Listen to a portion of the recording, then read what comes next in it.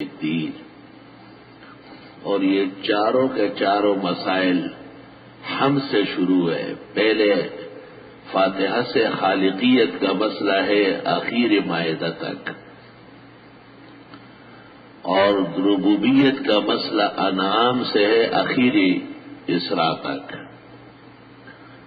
اور شہنشاہیت مطلقہ صرف رب العزت کو ہے، یا اثرات اور برکات ڈالنے والا اللہ بزرگ و برتر ہے۔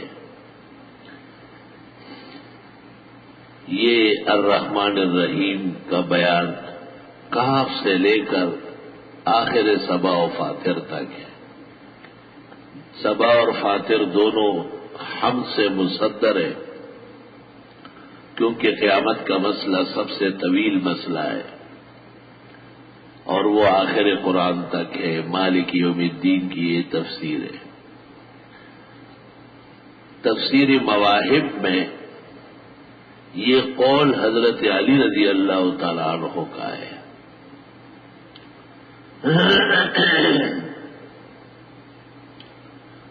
سورہ فاتحہ قرآن کریم کی ان سورتوں میں سے ہے جو بظاہر مختصر ہے، لیکن معانی اور مصادیق کے اعتبار سے بہت مفصل ہے۔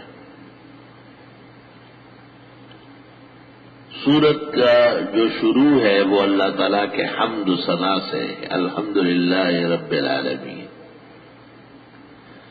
تین لفظ استعمال ہوتے ہیں اپنے ممدوح کے لیے، ایک کو مدح کہتے ہیں، اور دوسرے کو شکر کہتے ہیں، اور تیسرے کو حمد کہتے ہیں۔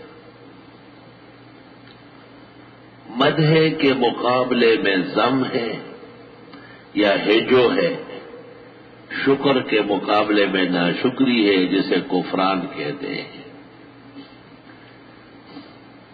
اور حمد کے مقابلے میں بھی انکار اور جہد ہے۔ کہتے ہیں کہ اللہ تعالی منعم اور محسن حقیقی کے احسانات الوہیت اور عظمت کے پیش نظر سب سے بڑا کلمہ الحمدللہ ہے، یہاں تک کہ انہا تفوق علی الشکر وعلی لا الہ الا اللہ۔ شکر تو احسان کا نتیجہ ہے، اور لا الہ الا اللہ مشتمل بر توحید ہے، لیکن یہ تمام مسائل پر بھی ہے، احسان بھی ہے، توحید بھی ہے۔ اللہ تعالیٰ کے شان کے مطابق اس کی بڑائی اور عظمت کا بیان ہے۔ درست بات یہ ہے کہ زبان اردو میں یا پشتو اور فارسی میں اس کا ترجمان لفظ نہیں ہے، اتنا بڑا لفظ ہے۔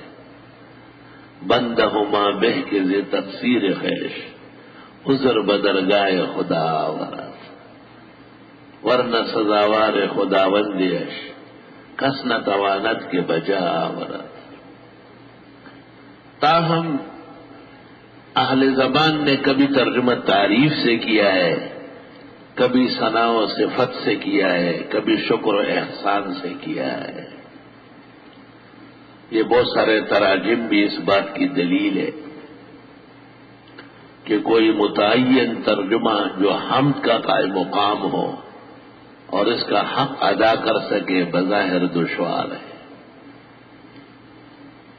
میں نے بھی تمام دواوین اردو کے اور فارسی کے صرف اس لفظ کے لیے جان مارے، یہاں تک کہ شیخ سعدی علیہ الرحمت کا ترجمہ، زائدی کا ترجمہ، واحدی کا ترجمہ، لیکن اتنا ہو تیرے تیغ کا شرمندہ احسان، سر میرے تیرے سر کی قسم اٹھ نہیں سکتا۔ ہم کی عظمتوں کے سامنے بے بسی اور عجز کا اعلان مناسب ہے۔ الحمدللہ سب خوبیاں، ثنا اور عظمت، بزرگی اور مکارم اللہ کے لیے۔ رب العالمین جو پالنے والے ہیں کائنات کے،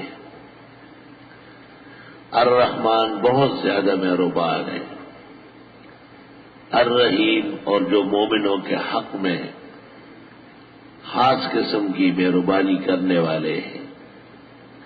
مالک یوم الدین، وہ مالک ہے روز جزا کے، قیامت کے دن چونکہ بدلہ دیا جائے گا دنیا کے عقائد و اعمال کا، اس لیے اس کا نام یوم الدین ہے۔ کہتے ہیں کہ پہلے قول کے مطابق الحمدللہ ہی دعوی صورت ہے، یہی عنوان ہے، یہی موضوع ہے، یہی مقصد ہے، اور رب العالمین یہ دلیل اول ہے، اور الرحمن دلیل ثانی، الرحیم دلیل ثالث، مالک یوم الدین دلیل برہان رابع۔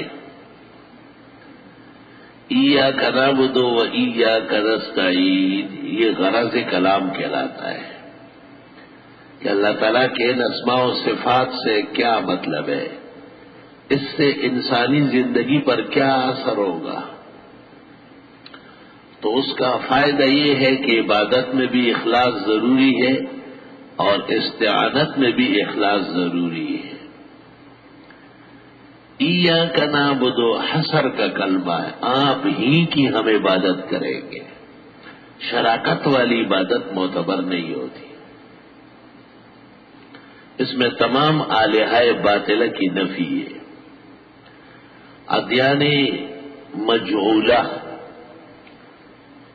ان سب کا رد ہے جن میں کسی نہ کسی طریقے سے اللہ تعالیٰ کے علاوہ اوروں کی بھی عبادت ہے۔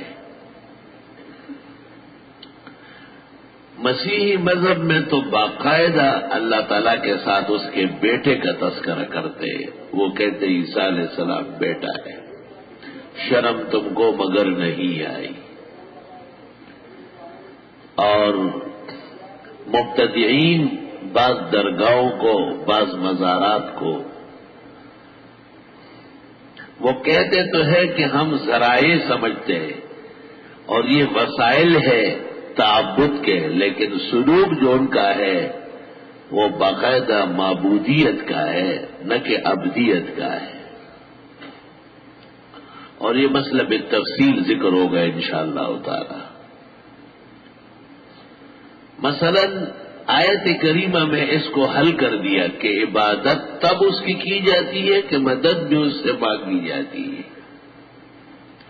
تو ہم دیکھتے ہیں کہ مبتدی جن کا تعبد کرتا ہے ان کو مستعان بھی جانتا ہے، اور ان کے خیال میں، ان کی کتابوں میں دافع البلا جیسی کتابیں ان کی موجود ہے، الامن والعلا موجود ہے، اس میں اس بات کا ثبوت ہے کہ بزرگان دین کا نام لے کر نعرہ لگایا جاتا ہے اور ان سے مدد مانگی جاتی ہے۔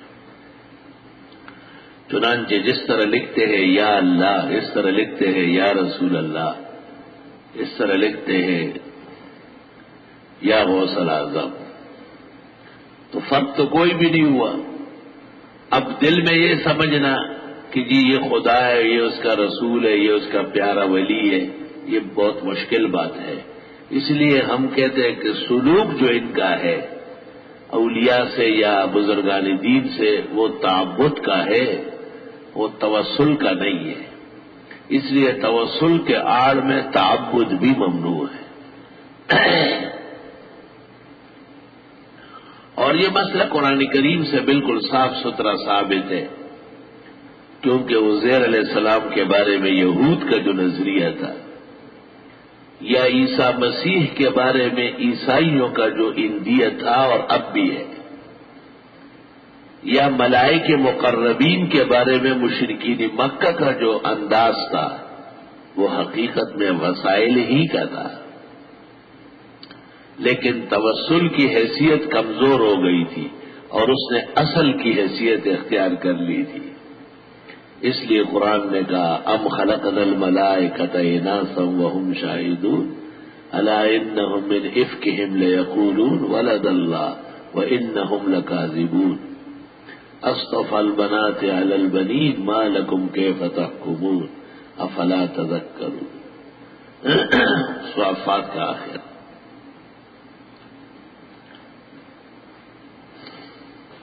جب اللہ تعالیٰ ہی کی عبادت ہو اور اللہ تعالیٰ ہی سے مدد مانگی جائے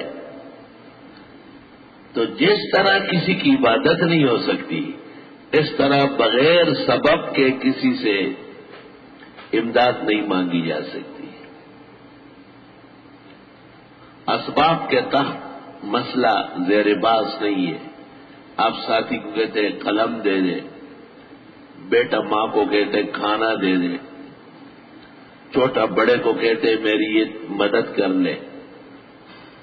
قرآن کریم میں ہے کہ لوگوں نے ذوالقرنین سے کہا کہ ہمیں یاجوج ماجوج سے چھڑا لے، تو انہوں نے کہا آئینونی بقوت.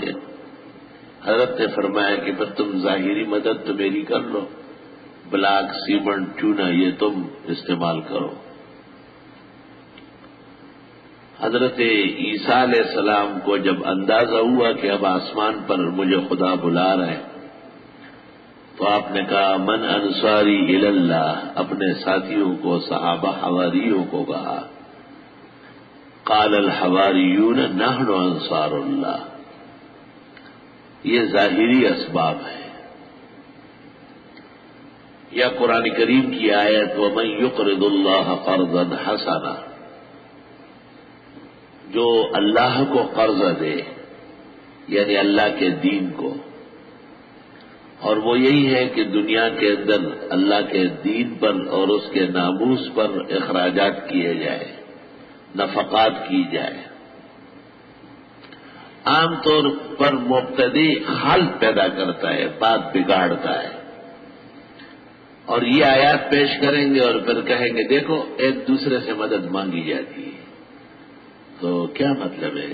ذوالقرنین کرامت والا ہے یا وہ قوم کرامت والی ہے جو بالکل ہی بے اثر اور پریشان حال تھی؟ اس کا مطلب تو یہ کہ شیخ عبد القادر جیلانی تم سے مدد مانگتے ہیں اور حضرت علی تم سے مانگ رہا ہے. کبھی کہیں گے دیکھو موسیٰ علیہ السلام نے 50 نماز معراج کی رات 5 کرا دی، تو موسیٰ تو دنیا سے جا چکے ہیں، تو دنیا سے جانے والے مشکلات کم کر سکتے ہیں. تو پہلی بات تو یہ کہ موسیٰ علیہ السلام کی گفتگو آپ سے تو نہیں، محمد کریم صلی اللہ علیہ وسلم سے ہے، تو ماننا پڑے گا کہ حضرت محمد کے مشکل کشا موسیٰ علیہ السلام ہے.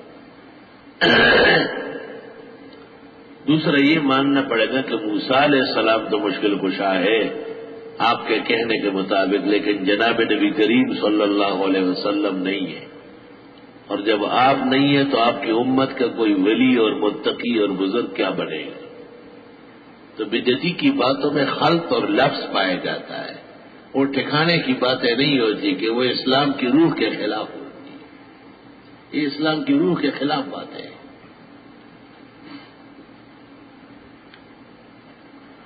یہ بھی ظاہری امداد ہے، کیونکہ حضرت موسیٰ علیہ السلام اور حضرت صلی اللہ علیہ وسلم آپس میں ملاقات ہوئے اور حضرت موسیٰ نے پوچھا، بخاری شریف معراج میں ہے کہ کیا ملا؟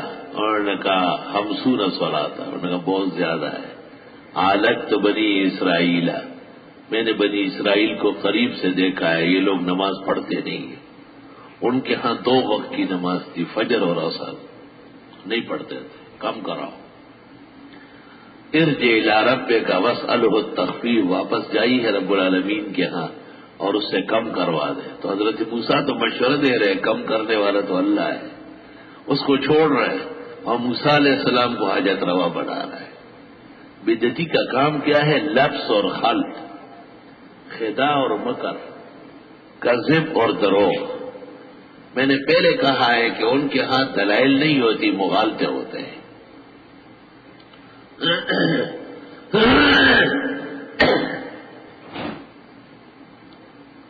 ہمارے ہاں ایک نوجوان آتا تھا، وہ کئی مبتدئین کے بڑوں کے ساتھ بھی بیٹھتا تھا. پھر ایک دوست کے ذریعے یہاں آتا تھا تو مجھ سے باتیں کرتے کرتے چیختا تھا، کہتے تھا افسوس کہ جن کو ہم حاجت روا مشکل کشا کہتے ہیں ان میں سے اکثر قتل ہو چکے ہیں. مطلب اس کا یہ تھا کہ ہمارا دعویٰ کیسے ثابت ہوگا